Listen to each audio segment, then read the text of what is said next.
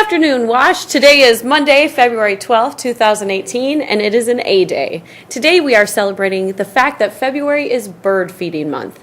It's been a long, cold winter, and hopefully the first signs of spring are going to start to appear in the form of feathered friends returning to the yard.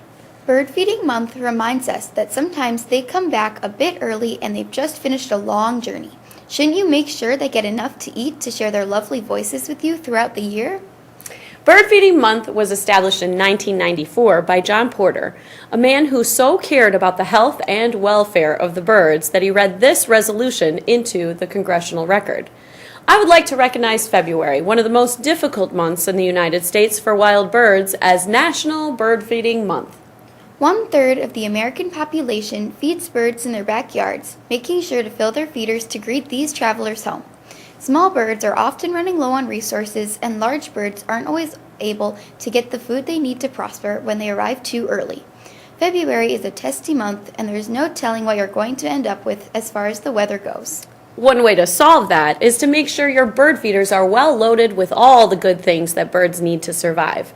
Hanging a container of sunflower seeds in your backyard is a great way to make sure that you have singing birds in your yard all year round. Though, of course, you're likely to get your share of squirrels as well. While you're feeding the birds, you might get a little hungry yourself, so head on over to Wendy's on JFK and get something good to eat between 5 and 7 p.m.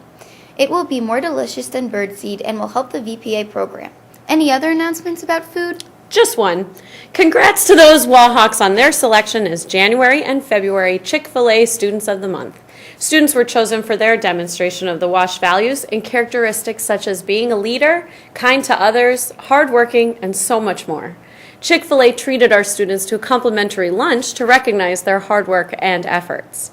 Students that were selected: 6-1, Will Sullivan and Caitlin Miller. 6-2, Thomas Freiberg and Natalie Killian. 7-1, Maddie Gukeisen and Dylan Laufenberg. 7-2, Gabe Intriligator and Lotia Waddick. 8-1, Amber Bowden and Connor Lottie. 8-2, Bailey Simon and Lauren Young. Congrats to these students, and a huge thank you to the Chick-fil-A for their support in recognizing our students. Here's a quick reminder that February 19th is the Jazz Festival, and February 23rd is the next school dance.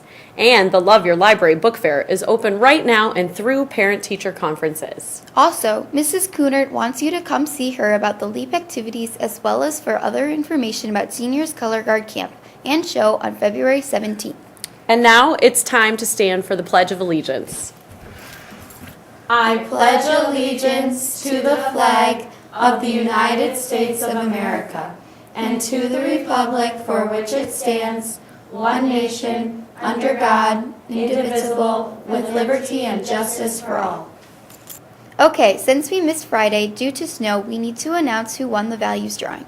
These Wahawks have been showing WASH values. Congratulations to Ava Poppin, Zeke Knoll, Austin Vensky, Landon Fote, Logan Teasdale, and Carly DeMoss. We also missed quite a few birthdays this weekend, starting with E.J. Cruz, Mason Hugeman, Haley Mach, and Logan Wiedenbacher on Friday. Birthday wishes went out to Preston Aguilera, Maddie Gukeisen, and Secret Jones on Saturday. And on Sunday, Joe Delaney, Walker Tart celebrated. Today belongs to Rachel Beck and Sawyer Scales. Have an amazing birthday, Wahawks. And now to close with our thought of the day, which is, no bird soars too high if he soars with his own wings. Feed those birds today, Wash!